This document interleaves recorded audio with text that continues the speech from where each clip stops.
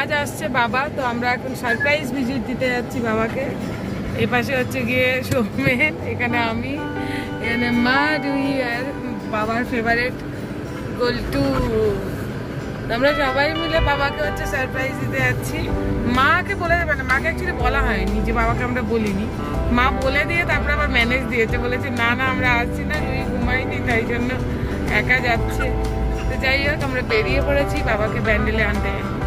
Hello বন্ধুরা, good morning, welcome you all to the Piku's blog. চলে এসেছি আরও একটা নতুন ব্লগ নিয়ে। তো সেই দিন ছিল দিনটা খুবই সুন্দর, যেমন আকাশটা দেখতে পাচ্ছ, এত সুন্দর ওয়েদারটা ছিল। আর যেমনটা তোমরা শুনলে, আমরা বাবাকে সারপ্রাইজ দিতে যাচ্ছিলাম। বাবা জানে না যে আমরা সবাই মিলে বাবাকে নিতে আসছি। সকাল সকাল আমরা সবাই মিলে বেরিয়ে পড়লাম, অ্যান্ড দেন হচ্ছে গিয়ে ব্যান্ডেল পৌঁছে গেলাম। আর দিনটাও ভালো ছিল, মাঝখানে রুহিও রাস্তায় ঘুমিয়ে পড়েছে। শুনতে শুনতে পৌঁছে গেছি। ম্যাডাম ঘুমোচ্ছেন আর এই ম্যাডাম শুধু ঝাবু ঝাবু করছেন। আর স্যার ভালোই ড্রাইভ করে নিয়ে এলেন। তো বাবাকে এইমাত্র ফোন করেছিলাম, বললো আদি সব প্রোগ্রাম দিচ্ছে। হ্যালো, আচ্ছা সৌমেনের সাথে দেখা হলে ফোন করো। আচ্ছা সৌমেন কখন বেরিয়ে যাচ্ছে? অনেকক্ষণ বেরিয়ে গেছে। বাবা এখন নেমে গেছে আর আমরা বাবার দিকে যাচ্ছি। দেখতে পাই কিনা লোকের ভিড়।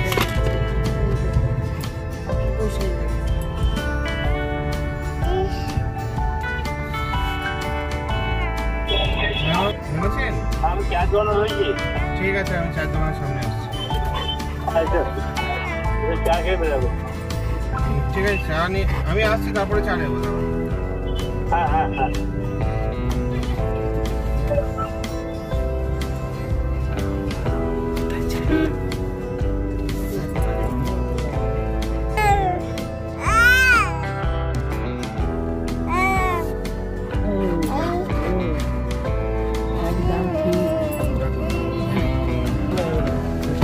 জানাটা খুলো, এদিকে জানাটা খুলো। ব্যাগে কি আছে? বাবা বাবা বাবা,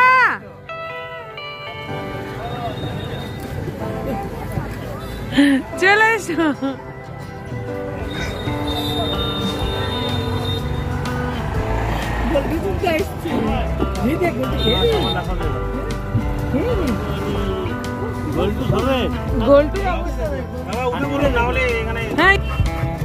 সামার কে এসেছে? সামারের এক্সাইটমেন্টটাই আলাদা হয়ে গেছে। মা বেরিয়ে বাবাকে মাঝখানে ঢুকতে দিয়ে দাও।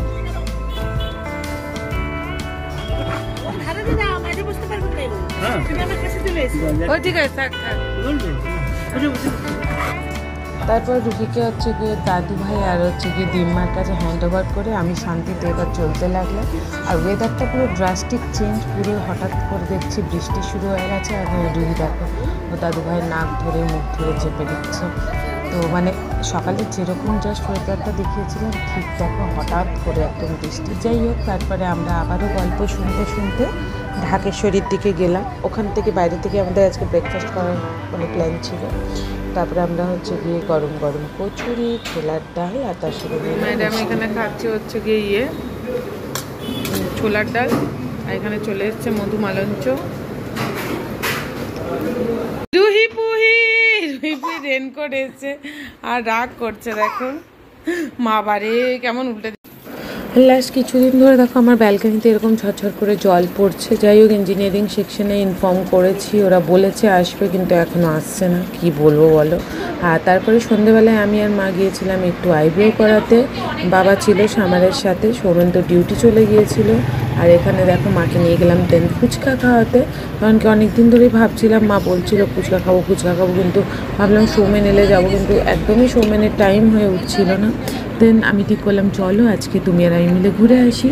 ফিরে এসে রুহি খুব টায়ার্ড হয়ে গিয়েছিলো, তাই ওকে আমি ঘুম পাড়িয়ে দিয়েছিলাম। আর ঘুম পাড়ানোর পরেও দেখো দুষ্টুমি কমছিল না, হাতটা নিয়ে দুষ্টুমি করেই যাচ্ছে। আর বাইরে রুহিও কিন্তু আমার মতো উল্টো হয়ে ঘুমোতে স্টার্ট করেছে। তো আমার কাছে কিন্তু আমি জানি না, এটা আমার সবথেকে কমফোর্টেবল পজিশন। যখনই আমার ঘুম আসে না, আমি যদি উল্টো হয়ে শুই আমার ঘুম চলে আসে। যাই হোক, এই দিনটা তো এইভাবেই শেষ হয়ে গেল। হ্যালো বন্ধুরা, good morning, welcome you all to the Piku's blog. এত সাজুগুজু করে সকাল সকাল যাচ্ছি হচ্ছে দক্ষিণেশ্বর। অ্যাকচুয়ালি আমাদের একটা ছোট ট্রিপ আছে যেটা তোমাদেরকে বলেছি, কিন্তু এখনো বলিনি। আমার লিপস্টিক কালারটা অদ্ভুত দেখাচ্ছে, কিন্তু এতটাও অদ্ভুত দেখাচ্ছে না নর্মালি, এই জন্য ক্যামেরাতে এরকম লাগছে। কিছু মনে করবে প্লিজ। যাই হোক, এখন আর চেঞ্জ করার টাইম নেই, হেয়ার স্টাইলটা একটু চেঞ্জ করা যাবে, একটু ঠিক হবে, তাই না? এখন যাচ্ছি দক্ষিণেশ্বর বাবা মাকে আর রুইকে নিয়ে। সৌমেন ওখান থেকে জয়েন করবো, ওর ডিউটি ছিল, আসতে পারে। আমরা অলরেডি রওনা দিয়ে দিয়েছি। মামা কোথায় যাচ্ছি? মামার ফার্স্ট দক্ষিণেশ্বর। তো তারপরে আমরা রওনা দিলাম। তো আমরা এই দিনও অন্য একটা গাড়ি দাদার সাথে রওনা দিয়েছিলাম, কারণ কি যেহেতু বললাম যেমনটা সৌমেনের একদম টাইম হচ্ছিল না, আর রুহি পুহি উঠেই ঘুমিয়ে পড়েছে। আর আজকেও ওয়েদারটা কিন্তু খুব সুন্দর ছিল। অ্যান্ড দেখো হাওয়াতে পুরো চুলের একদম বরবাদি, কিন্তু যা গরম ছিল দরজা জানলা লাগানোর উপায় ছিল না, কারণ কি এসি চললে আবার আলাদা করে চার্জেস লাগবে, এমনি অনেকটা চার্জেস এখানে সব কিছুর বেশি। তো যাই হোক, তারপর ম্যাডামের ঘুমও হয়ে গেল। ম্যাডাম উঠে পড়ে আমাদের দুজনের মাঝখানে বসে পড়েছিল, আর চোখগুলো দেখতেই পাচ্ছ পুরো ঢুলু ঢুলু ম্যাডামের। উঠে গেছে ম্যাডামটা।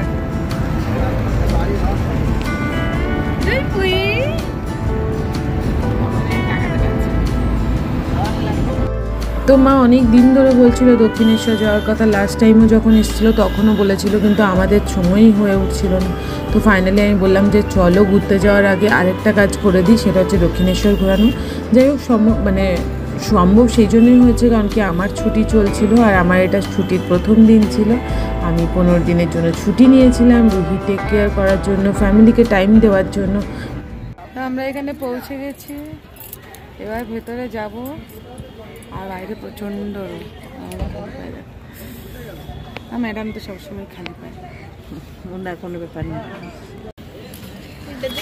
অলরেডি পুজোর ডান তো মোবাইল অ্যালাউড নেই, তবে এই জায়গা থেকে মন্দিরটা খুব সুন্দর দেখা যাচ্ছে। আর মাকে এখন নতুনভাবে সাজিয়েছে, মায়ের মাথায় পুরো সোনার মুকুট টুকুট দিয়ে। যাই হোক, everything is fine and good.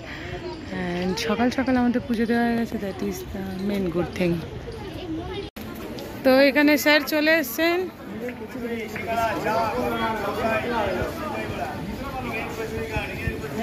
এই হিঙের কচুরি কোথায় খাওয়া?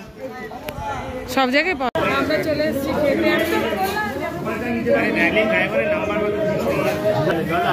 না সেটা আমার মাথায় আসেনি। চলে এসছে হিঙের কচুরি আর ডাল, গরম গরম। তো এখানে এখন বাবা মায়ের ফটো সেশন হয়ে গেল। দেখো ভদ্রলোক হাসতে জানে না, রাম গরুরের ছাড়া। আমরা হচ্ছে গিয়ে বেরিয়ে পড়েছি। এবার আমরা টুয়ার্ডস বেলুর হচ্ছে গিয়ে পাড়ি দিয়েছি। এবার আমাদের একদিন লোক শুনতে বেড়ে গেছে। আমরা পৌঁছে গেছি বেলুর। এবার ঢুকবো ভেতরে, লাগে যাবো কুপনের দিকে।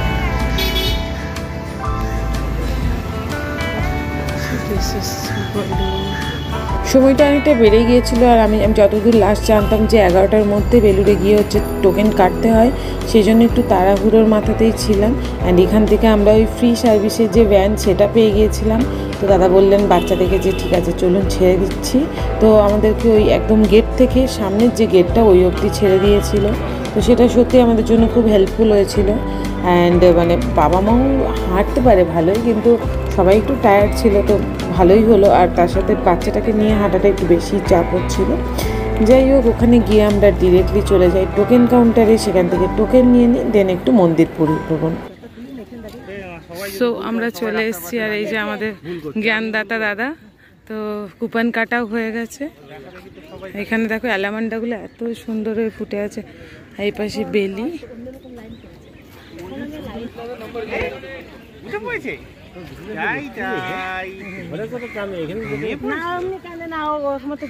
আমরা এখন চলে এসেছি গঙ্গার ঘাটে। চলো গঙ্গাতে গিয়ে একটু মাথায় জল নিয়ে নি।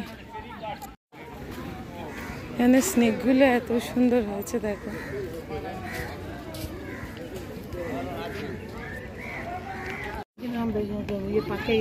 আমরা এখন যাচ্ছি গঙ্গায়। ওই ম্যাডাম এখন গঙ্গা জলে নেমেছে। ম্যাডাম রুহি পুই আসো আসো।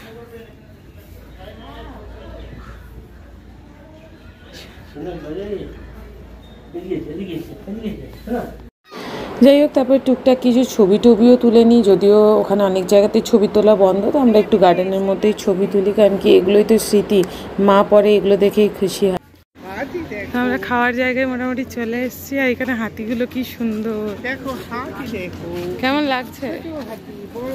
কেমন লাগছে বাবা? দারুণ দারুণ। আপনার কেমন লাগছে? কি তোমার ছবি তুলে দিতে হবে?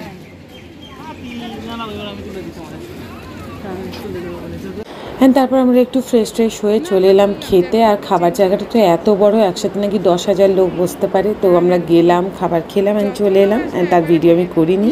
আমাদের খাওয়া দাওয়া হয়ে গেছে, এবার হচ্ছে কি আমরা বাড়ি যাইবো। মামা কেমন খেলে গো?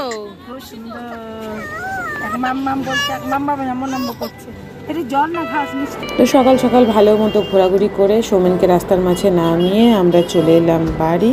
আর ফেরার সময় দেখো সবাই ঘুমিয়ে পড়েছে, রুহি ঘুমিয়ে গেছে, বাবাও সামনে ঢুলছে, আর এখানে মাও ঘোড়া বেঁচে ঘুমিয়ে পড়েছে।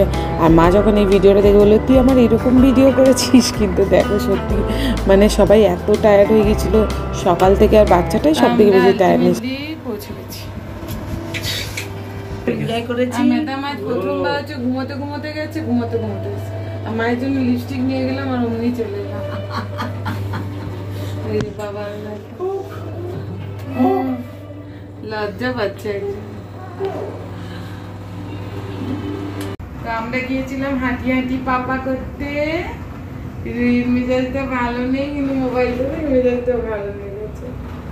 আর মেয়েটা বড় হয়ে গেল, দেখো